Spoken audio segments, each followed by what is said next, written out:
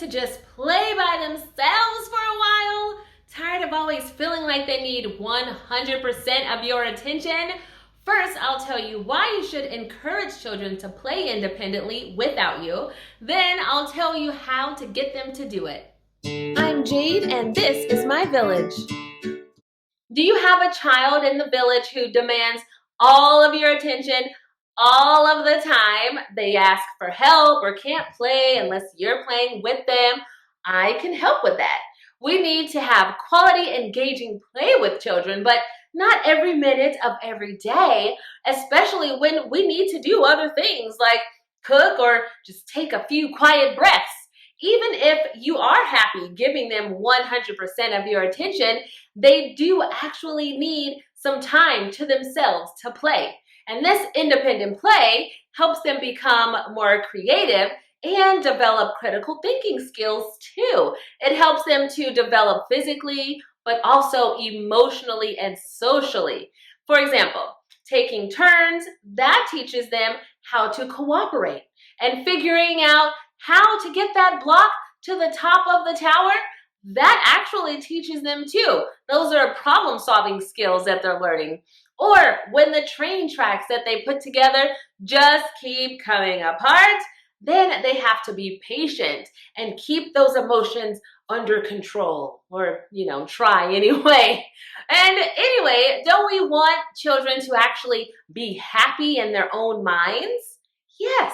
Wouldn't it be nice for them to learn how to just entertain themselves and at an early age, so that later on they're not actually relying on screens or others to entertain them? And if you agree, by the way, and you're ready to help them with that, go ahead and click that like button for me, please. And a study from MIT actually showed that when left alone, kids were better able to figure out how to get a toy to work compared to if someone was showing them how to use the toy. Basically, what I'm saying here is it's important to teach our children to play independently by themselves. So use these tips, sprinkle in a little patience, and you have the recipe for success. But how do we improve their focus and encourage autonomy? I'll tell you, there are actually many things that you can try. So hang in there until the end, because I want you to have realistic expectations. I'll tell you that a 1-year-old might only be able to play alone at first for maybe up to 8 minutes, while a 2-year-old can manage a few more minutes than that, and it increases with age. So step 1 is to set aside a time each day for this independent play. Choose a time when they are not hungry, when you know they won't be overtired. The end of the day or close to it is a good time, since they are usually pretty calm and relatively quiet during the independent play, so they can wind down. And by putting this type of play into you guys' routine, they will learn to expect it, and they will understand that it is important. So you'll want to set up the expectation that they need to be independent and to not constantly ask you for help or attention. And for them to be able to play independently without much direction from you or other adults, they will need a space to play, of course. And the toys in the space, they should be easily accessible, because it's for short people, with small hands. Too many toys in the space to choose from is actually distracting and overwhelming. So avoid that. Just maybe pull out a few toys that they haven't seen in a while or played with in a while. They'll be more excited to play with those, and because they'll be happy to rediscover them all on their own without you. And it needs to be safe in the area, so that you're not constantly saying, no, stop, don't touch that, don't go there. Plus, it will also make you feel more comfortable too, right? You'll be able to move several feet away now if you know, there's no danger in that room, in that play space. Or if you're like me, then you've actually left all of the grown-up breakables around, and you've just taught them to not touch the decorations since the day they were born. And for a great play space, Do not have the TV on in the background. Keep all screens away from the play area. That's something different. It actually disrupts their thinking.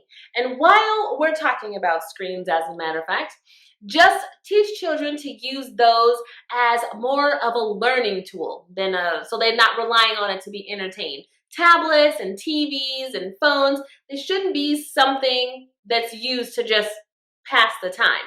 If you want them to be independent thinkers, and I'm sure you do, then you'll also have to think about what types of toys that you provide. So go have a look. They need toys that are versatile, toys that do more than just one thing, like the infamous cardboard box, pots and pans, doll houses, my favorite, magnetic tiles, arts and crafts, those pretend play sets. These types of things, they really allow their imagination to just run wild, no limits. Now compare that to one of these brightly colored plastic toys that light up and sing to us all loud. Boring. No room for creativity there. That toy makes the rules. That toy just tells them what they can do with it. So avoid that. Now, I want to talk to you about what to say to them during independent play, or what not to say to them, really. Also, I do appreciate you listening and watching, by the way. At first, in the play, you'll want to explain that it's time for them to use their own imagination, not mommy's imagination, and their own creativity to play without your input. If your child is really dependent on your input, then start with giving them directions, but not touching anything. Just ask questions like, oh, what are you doing? Hey, what made you put that there?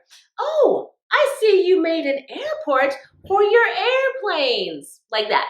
And words of encouragement too, like, see, I knew you could do it if you just kept trying. Or, oh, I like how you're playing so well. But this is a slippery slope because you don't want to talk too often. If you do, then the child is constantly waiting for your praise. You don't want that. And he's waiting for you to tell them what to do, tell them how to play next. It's important that kids have their own ideas, not yours. And they have confidence too that their ideas are equally as awesome as someone else's ideas. Another thing that you want to avoid saying is go away or go play. You know what I'm talking about there. They are smarter than you think they are, and they will sense that you're trying to get rid of them. So instead of saying that, you can ease them into the independent play. Set up a little tea party with stuffed animals and dolls and act surprised about it. Oh my goodness, they'll be intrigued. Or say, hey, look at all those cars. Wouldn't it be great if someone built a town for them to drive around in? I'll line up vehicles actually all the time and say, oh, look, what? Somebody set up a parking lot here. And then just leave it there. So keep a simple, positive tone so they don't feel like they're being pushed into playing alone or shooed away. Don't make them sad. Give them that little direction, and then you have to tell them that you're not going to be able to help them right now, but they should go ahead and get to work. It's like work for them. They are more likely to leave you alone, though, if they can still see and hear you. So don't go too far. You just can't, shut the door and vanish. You also want to give them the chance to explore, use their imagination, stretch those creative muscles. Us adults, we like to tell kids how to do things, honestly. We show them how the toys work, or we show them how they should be played with. And if they have a little struggle to connect something, we just reach in to immediately help them out. It's honestly really hard to watch them try to put that Lego on 5 times and still not get it. I know it's so difficult, But we do need to step back and give them the chance to use the toy in a new way, in their own way. Maybe one we didn't think of. And when you are playing with them, make sure that they're the boss in charge. I know that might be hard, but let them use their own imaginations and you just follow. It might help you to keep your opinions on how to play to yourself if you think of it this way. There's really no correct way to play with toys, honestly. They might want to use those puzzle pieces as, I don't know, pretend garbage for their garbage trucks. And that's okay. Maybe they want to use blocks for pretend food to cook or feed their dolls. Let them stack up toys that aren't made to be stacked up. Okay, we can't correct them and we can't show frustration just because we feel like they're doing it wrong. We want to put the puzzle together. They don't. That's okay. Give them this freedom, and that just lets them feel free to play the way they want without judgment. And that lets them really push their imaginations to infinity and focus for longer amounts of time on what they're doing. And you should leave me some ideas in the comments too below on what you're doing so that we can all help each other out. Next, try distancing yourself a teeny bit at a time. Don't just decide that, oh, they're gonna play alone today and then vanish. You want to start by building something with them and then slowly extract yourself from the seed. And then move up to sitting next to them, but just be quiet and watch. Don't play. Once they are totally into their work, and yes, again, it's like fun work to them if you enjoyed your job, then you can try moving several feet away.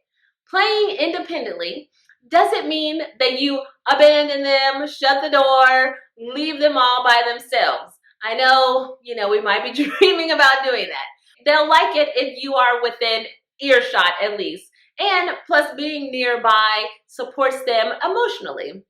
If you're too close though, they'll want you to focus on them. But if you're too far, then they might stop playing altogether just so they can be closer to you. So find a balance. Maybe you're across the room for 5 minutes today and then across the room for 7 minutes tomorrow. You want to build up to it in increments. And thank you for sticking around to learn about how to do this, by the way. But it's important to have all the tools. So stick around till the end. But how about some ideas on actual activities or scenarios? What does this look like? Things that they're likely to do on their own. And please go ahead and hit the subscribe button and the bell, ding, so that you can get more helpful parenting tips in your inbox every week. First up is one of my all-time favorites, sensory bins. Watch my sensory bin video to learn all the benefits of using them and ideas on what to put inside. But a great sensory bin coupled with some toys in there and some tools inside, that'll keep them busy and critically thinking for a good long while. My other favorite that everyone should do daily, I think, is reading.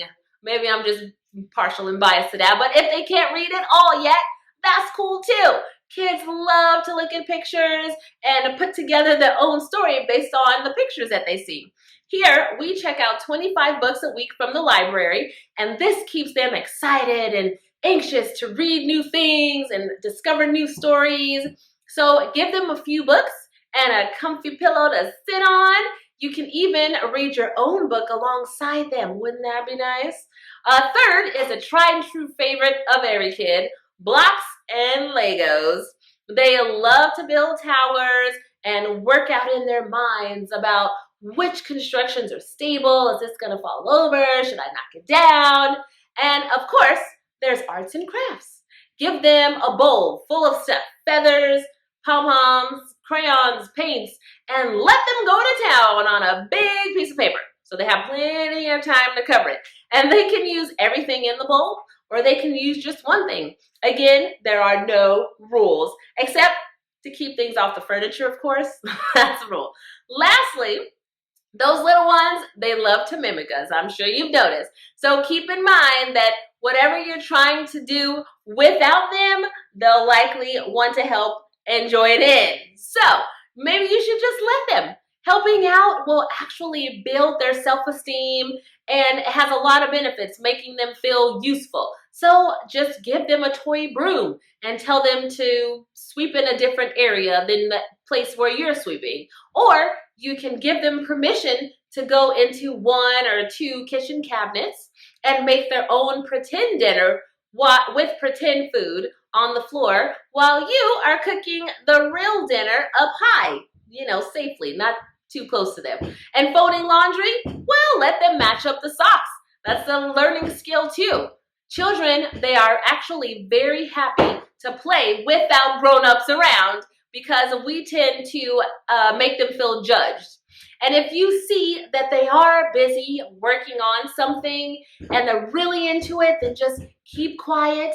Don't interrupt because they are focused and their thoughts will be interrupted by you. Even if you want to give them praise, you can tell them, good job, later on if you feel that you need to. And if it's a sibling that keeps breaking up their focus, because this happens all the time, then you do want to remedy that situation so that the child doesn't get frustrated and then just stops playing altogether. So for that, you could do a lot of things. You could set that child up high on a table, away where the other one can't reach. Do what you got to do just to ensure that they get some place and some space to engage with their imagination and work. Putting importance on alone time in childhood while they are this young will give you sufficient and confident adults, yes, who won't rely on the opinions of others to feel happy. Wouldn't that be awesome? And I think it's our jobs as parents to start raising amazing adults, not when they're teenagers, but from the moment they're born.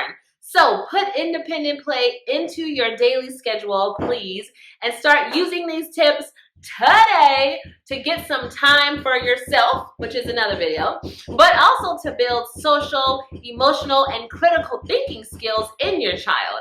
Now, thank you so much for hanging out with me. I am really passionate about raising emotionally intelligent adults. That's important. Now, it's time to share this video with, how about everyone that has kids? So they can understand the importance of independent play and they can understand too how to implement it. They have some tips. So share your questions, your struggles, and your ideas, your own tips on how to do this right there in the comments below, please. Subscribe and hit that bell for more helpful parenting tips and watch my next video.